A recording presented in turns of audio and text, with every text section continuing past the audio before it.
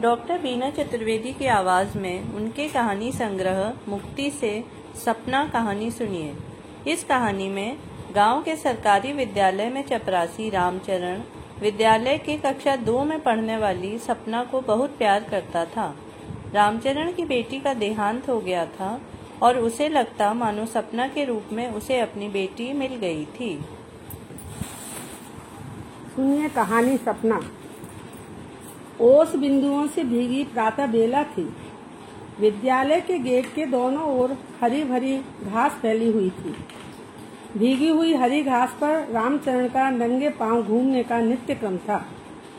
कुछ समय चहलकदमी करने के पश्चात वह विद्यालय के बगीचे में फैली लताओं के रंग बिरंगे सूखे पुष्पों और पत्तियों को इकट्ठा करता और कचरे के डिब्बे में डाल देता था। बगीचे में खिल रहे पुष्पों पर लहराती बलखाती रंग बिरंगी तितलियां मंडराती रहती थीं। रामचरण बड़े ध्यान से उन तितलियों को देखता रहता था।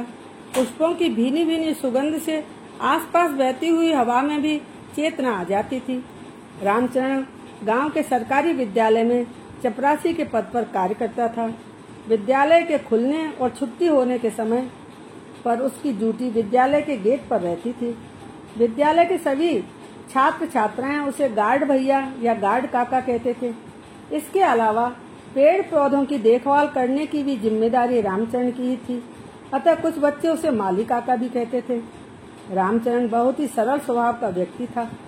उसके मृदु व्यवहार के कारण बच्चे ही नहीं बल्कि विद्यालय के सभी शिक्षक गण भी उससे संतुष्ट रहते थे। वह किसी के काम के लिए कभी मना नहीं करता था। इस विद्यालय में लगभग 5 वर्ष पूर्व वह स्थानांतरित होकर आया था। रामचरण की आयु लगभग 35 वर्ष की होगी। उसका डील डॉल बहुत अच्छा था। गेट कीपर के रूप में मिली यूनिफॉर्म में वह बहुत ही आकर्षक लगता था। सभी बच्चे उसका आदर सम्मान करते थे। यही वजह थी कि वह सबके दिलों पर राज करने लगा था।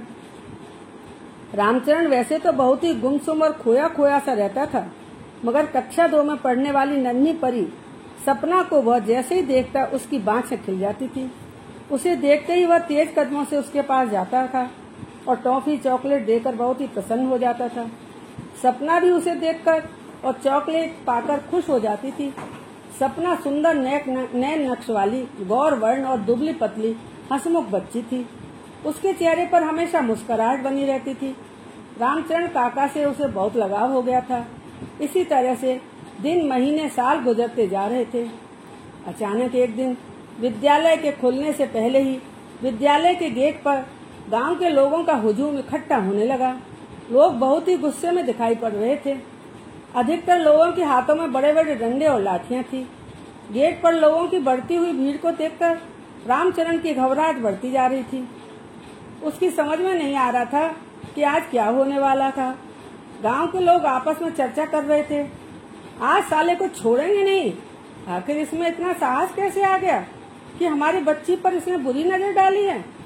आज ये अपनी नौकरी से तो हाथ धोएगा ही और बहुत संभव है कि हम सब मिलकर आज इसकी जान ही ले लें। रामचरण डर के कारण अपने कमरे का दरवाजा खोलने तक का साहस नहीं कर पा रहा था।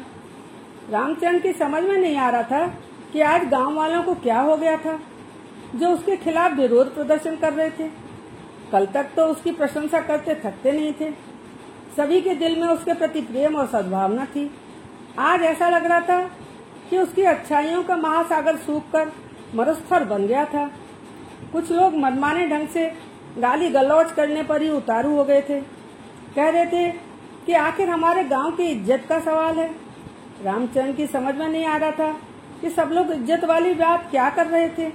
वह तो गांव के सभी छोटे बड़े लोगों का सम्मान करता था। किसी बच्ची को भी उसने कभी बुरी नजर से नहीं देखा। आखिर माजरा क्या था। कहा जाता है कि इंसान का एक गुनाह उसकी हजारों अच्छाइयों को भी क्षण भर में भुलवा देता है, सब पर पानी फिर जाता है। रामचरण के साथ भी कुछ ऐसा ही हो रहा था। उसको और छोटी बच्ची सपना को लेकर लोग अजीबोगरीब बातें बना रहे थे। रामचरण की भलमन साहत का मुखौटा टूटकर धराशायी हो रहा था। अचानक ही पूरा गांव उसका दुश्मन हो गया था। आज विद्यालय प्रांगण में सन्नाटा पसरा हुआ था। सभी बच्चों की आज छुट्टी कर दी गई थी। प्रधानाचार्य के कक्ष में रामचरण अपनी गर्दन झुकाए बैठा हुआ था। सभी शिक्षकगण उसके इर्द गिर्द खड़े हुए थे। प्रधानाचार्य उम्र दराज होने के साथ साथ अनुभवी और कुशल प्रशासक भी थे। वह इस बात को भली बात जानते थे कि रामचरण एक चरित्रवान भला इंसान है। जब रामचरण सपना को चॉकलेट या छोटी मोटी गिफ्ट देता था, तब प्रधानाचार्य उसको समझाते थे कि देखो रामचरण, लोगों की सोच वैसी नहीं होती जैसा कि हम सोचते हैं। जब हम छोटी बच्ची को कुछ देते हैं तब उसके प्रति हमारी भावना स्नेह, प्यार और ममता से परिपूर्ण होती है, मगर बच्ची के बड़े हो जाने पर जब हम उसे कुछ देते हैं तब भले ही हमारी भावना गलत नहीं होती, मगर दुनिया की नजरों में इसको लेकर अनगिनत प्रश्न उठने लगते हैं। विद्यालय के पीटीआई शिक्षक कहने लगे, सपना केवल आपको ही नहीं बल्कि हम सबको भी बहुत प्यारी लगती है। खूबसूरत होने के साथ साथ वह बहुत ही भोली भाली और चुलबुली भी है। विद्यालय में सपना के समान और भी बहुत सारे बच्चे बच्चियां बहुत अच्छे हैं और हम सबको प्रिय भी हैं। इसका मतलब यह तो नहीं कि हम उन्हें आए दिन चॉकलेट और गिफ्ट देते रहें। विद्यालय के उप प्रधानाचार्य कहने लगे, मेरा मानना है कि विद्यालय के सभी बालक बालिकाओं को समान दृष्टि से देखना चाहिए। किसी से भी इतना प्यार भरा बर्ताव मत करो कि वह गले की फांस बन जाए। इससे अन्य बच्चों के दिल में भी हमारे प्रति दुर्भावना पैदा हो सकती है। विद्यालय की सबसे उम्र दराज एवं अनुभवी हिंदी की शिक्षिका का कहना था, प्रधानाचार्य जी ने और मैंने भी कई बार आपको समझाया था कि यदि आप अपनी आदत से बाज नहीं आए तब एक दिन बुरे फंसोगे, और आज वही हुआ। प्रधानाचार्य ने स्टाफ के लोगों को समझाते हुए कहा कि बीती हुई बातों को दोहराने से इस समय कोई फायदा नहीं। इन सब बातों से आज की समस्या का समाधान नहीं हो सकेगा। बाहर हो रहे विरोध प्रदर्शन के विकराल रूप धारण कर लिया है। गांव के लोग हम सबसे अनगिनत प्रश्न करेंगे। हमारे पास यदि उन लोगों को शांत करने के लिए कोई उपाय है तो हमें बस इसी बारे में बात करनी चाहिए। सपना को चॉकलेट और गिफ्ट देने के पीछे रामचरण का क्या इरादा था? वह आए दिन ऐसा क्यों करता था? हम लोगों को गांव वालों को इस बात का समुचित जवाब देना होगा। इस समय हम भीड़ को कैसे शांत करेंगे, बस इसी बात पर विचार करिए। रामचरण, जो अभी तक एकदम चुपचाप बैठा हुआ था, हिम्मत करके जोश भरी आवाज में कहने लगा, श्रीमान जी, मेरे पास इसका जवाब है।